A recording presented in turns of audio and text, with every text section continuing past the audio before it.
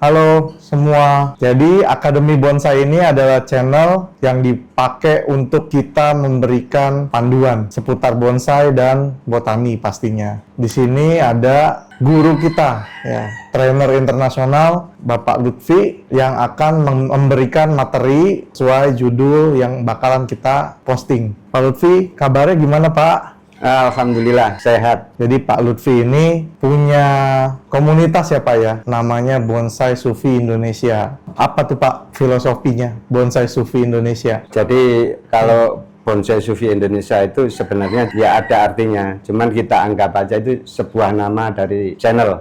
Iya, Oke. Di media itu aja. Materi pertama, kesalahan umum yang dilakukan sama pemain bonsai nih. Yang pertama, salah pilih pohon. Ini mungkin memilih bahan yang kurang tepat atau kurang bagus buat bonsai kali. Menurut Pak Lutfi, seharusnya gimana sih kalau kita mau beli bahan bonsai gitu? Atau misalnya kita mau nyari di alam dongkel. Nah, itu sebaiknya cari yang seperti apa? Dan gimana yang dihindari gitu. Jadi yang perlu kita tahu bahwa semua tanaman, utamanya untuk bahan bonsai, itu membutuhkan beberapa hal. Yang pertama itu adalah sinar matahari, kemudian angin, kemudian udara, kemudian tempat yang bersih lah istilahnya ya. Nah, itu kita sesuaikan. Kita punya lahan yang rencana mau kita taruh bonsai itu seluas apa. Kemudian sinarnya dapat berapa persen. Misalnya beda rumah, beda tempat itu beda penyinarannya. Secara umum begitu. Jadi beberapa hal kalau di perumahan kehalang tembok sebelah. Artinya matahari itu tidak full kita dapatkan, tidak 100%. Nah, ini akan berpengaruh untuk kehidupan selanjutnya pada bonsai. Walaupun semuanya itu bisa disiasati. Nah, ini di depan kita punya pohon sancang nih Pak. Iya. Yang emang dibikin dari bonggol dulunya, belum ada akar. Iya. Tapi akarnya nggak diprogram, jadi secara natural aja. Dan sampai sekarang pohonnya udah hampir jadi. Posisi keadaan akarnya seperti yang sekarang. Nah, kira-kira penilaiannya Pak Lutfi bagaimana nih soal akarnya? Jadi kalau ini kita lihat fisiknya ya, jadi dengan gaya informal, kita lihat dari perakarannya dulu. Nah, ini di posisi yang di depan, ini akarnya kecil dan agak menggantung. Kemudian yang sebelah kanannya lagi, ini sangat kecil dan menggantung. Yang samping kanan, ini kecil juga, menggantung juga. Jadi dia nggak langsung kena media. Kemudian yang di sebelah kiri depan ini sudah ada, ini juga agak setengah menggantung. Yang kiri, yang samping kiri ini sudah bagus, cuman ukurannya berbeda jauh dengan yang sebelah kanan ini sama yang depan ini. Nah, ini kita bisa ambil gambaran bahwa ini tidak sesuai antara akar yang ada di sebelah kiri sama akar yang lainnya, termasuk yang di sebelah kanan, tidak seimbang. Artinya itu kurang bagus. Kalau kondisinya sekarang masih bisa ketolong nggak nih bahasanya? Itu bisa, semuanya bisa disiasati. Jadi kalau termasuk yang akar ini ada berapa ini? 1, 2, 3, ini yang prinsip 1, 2, 3. Prinsip pertama itu yang sebelah kanan. Yang sebelah kanan ini bisa dengan teknik disulur akar. Sulur akar artinya ini dikeluarin dari pot, kemudian dimasukin lagi ke tanah. Sama ini. Jadi 1, 2, 3 itu bisa disulur akar. Tapi kita harus tahu bahwa penyuluran akar itu gunanya untuk mendapatkan cari makanan jauh lebih banyak dengan teman-teman akar yang lain yang ada di dalam pot. Nah, efeknya apa? Suplai dari akar yang kita sulur itu karena besar, nanti berpengaruh ke cabang yang disuplai. Jadi kemungkinan besar kalau yang sebelah kanan itu akan menyuplai yang cabang ini. Nah, ini yang kita harus hati-hati. Suplai makanan yang dari akar sebelah kanan yang akan kita sulur itu akan membawa dampak ke cabang yang disuplai. Jadi kemungkinan besar akar ini menyuplai cabang yang ini. Jadi itu perlu kontrol. Jadi ini besarnya ini nggak boleh melebihi yang ini karena ini diasumsikan sebagai cabang kedua ya. Cabang yang pertamanya seperti apa, keduanya disesuaikan. Atau kalau kita nggak maunya alami aja, di los aja dulu ini. Kalau ini nanti lebih besar dari ini yang dikuatin, yang sebelah kanan. Walaupun bukan cabang pertama. Kalau dia munculnya jauh lebih besar, artinya dia harus tampil lebih kuat, lebih banyak percabangan. Jadi perspektif dimensinya itu jauh lebih bagus daripada yang sebelah kiri ini. Itu kalau kita mau alami alami istilahnya. Jadi disuplai seberapa besarnya sampai akarnya ini sesuai. Jadi efeknya mesti yang ada itu yang utama ada di atasnya ini. Nah, ini contoh untuk urusan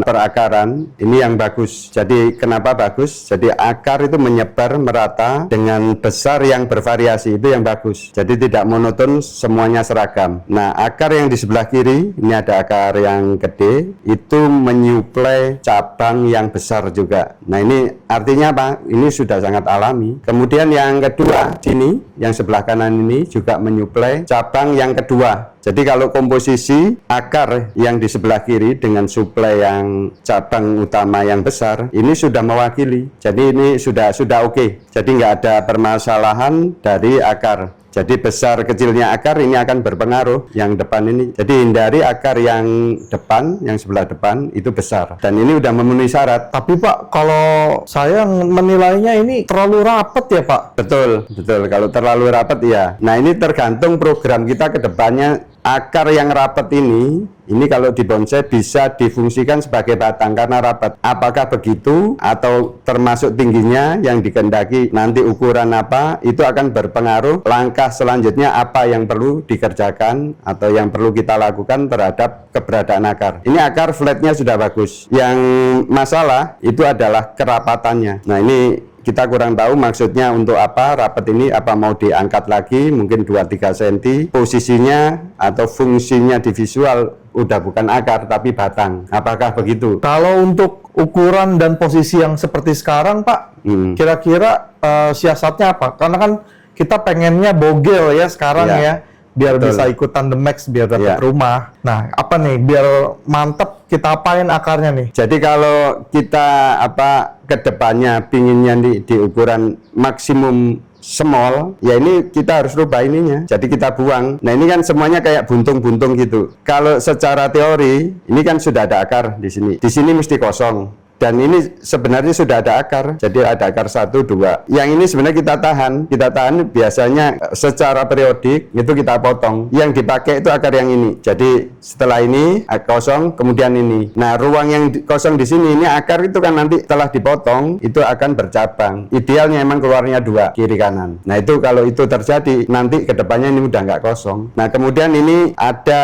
akar yang di depan. Akar yang di depan diusahakan tampilnya sederhana, jangan sampai terlalu gede. Ini sudah pernah diantisipasi ini dengan bekas potongan ini. Ini yang mesti agak diratain yang di sebelah ini, yang turun ke bawah ini. Ini sudah nggak difungsikan sebagai akar yang ditonjolkan tuh ini. Oh, berarti harusnya dipotong ya Pak? Iya, jadi ini ada akar, kemudian di sini ada akar. Ini nanti dikosongin, dia nggak boleh prima. Yang prima ini sebelahnya. Nah, kemudian ini kan bersebelahan langsung. Kalau bisa sih ini sudah jangan. Atau kalau dia terpaksa ditampilkan keluarnya kecil aja, mungkin dari sebelah sini supaya nggak numpuk di sini, supaya ada selah antara akar ini yang mau ditonjolkan, ini sudah menonjol, ini rencana mau ditonjolkan. Nah, sebelahnya persis, kalau bisa yang ditonjolkan nanti akar dari sini, cuman keluarnya di samping sini. Itu bisa pakai pemotongan atau apa, itu kan terangsang jadi dia tumbuh serabut. Secara kita bahas sih emang gampang ya, tapi Iya. pengerjaannya lumayan butuh teknik yang mapan dan jam terbang juga pastinya ya Pak ya. Iya,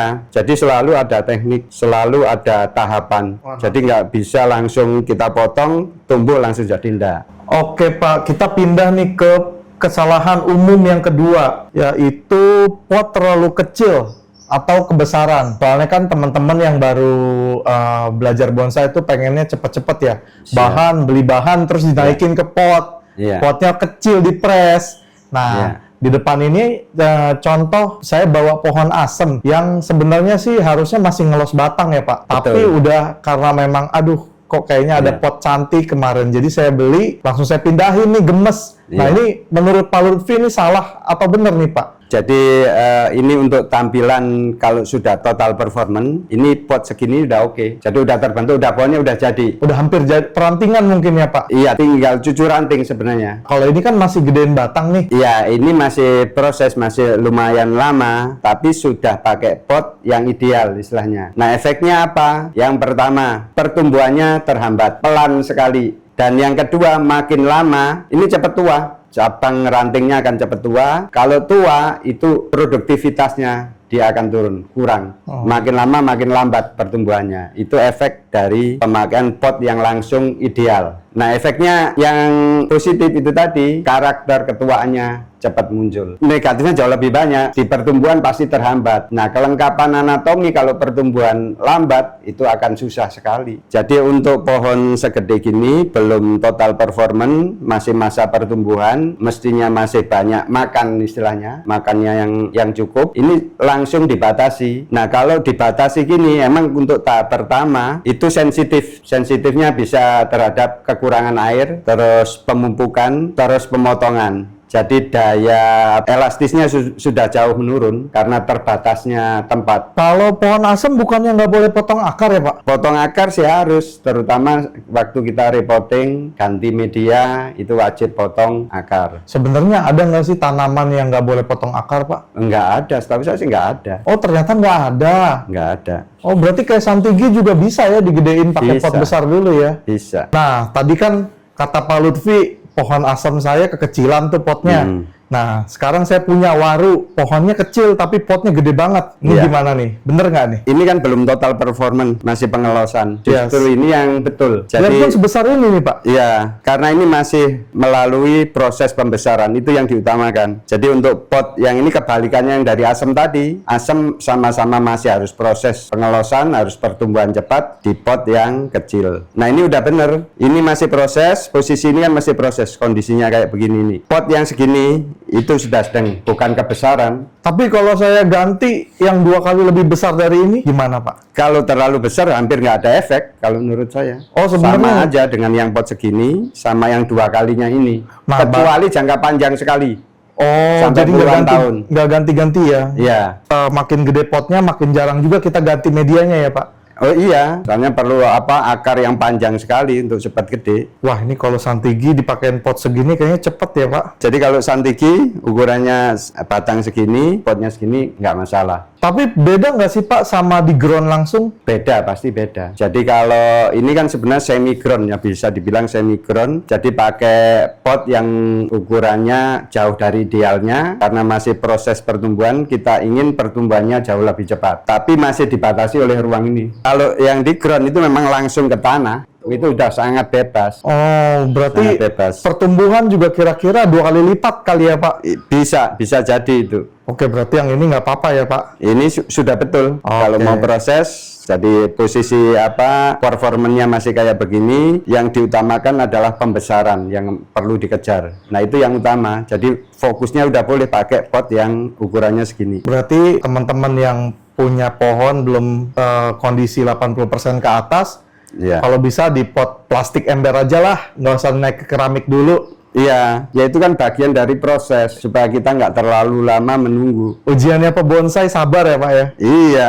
Oh, Laluin proses itu yang penting. pertanyaan ketiga atau kesalahan yang ketiga yang paling umum, terlalu sering disiram. Jadi sebenarnya teman-teman itu yang baru belajar bonsai biasanya karena pengennya cepat gede, cepat tumbuh, wah disiram bisa 3 kali sehari, pagi, siang, sore, bahkan malam juga dia kayaknya nyiram tuh. Nah itu sebenarnya bagus nggak sih Pak? Jadi begini penjelasannya, kalau penyiraman air itu kan media untuk makanan supaya bisa diserap oleh akar serabut. Itu kalau nggak ada air, akar nggak akan bisa mendapatkan makanan. Jadi sangat berfungsi. Jadi penghantar makanan supaya bisa diserap yang pertama oleh akar. Kemudian daun juga makan, batang juga makan. Ini yang kita harus tahu juga. Nah, seberapa sering itu? Yang pertama, tergantung porositas dari media kita. Jadi kalau kita biasa pakai pasir malang, terutama yang murni, itu porositasnya sangat luar biasa. Jadi air itu nggak ngendap. Jadi biasanya kalau kita siram, kalau di sini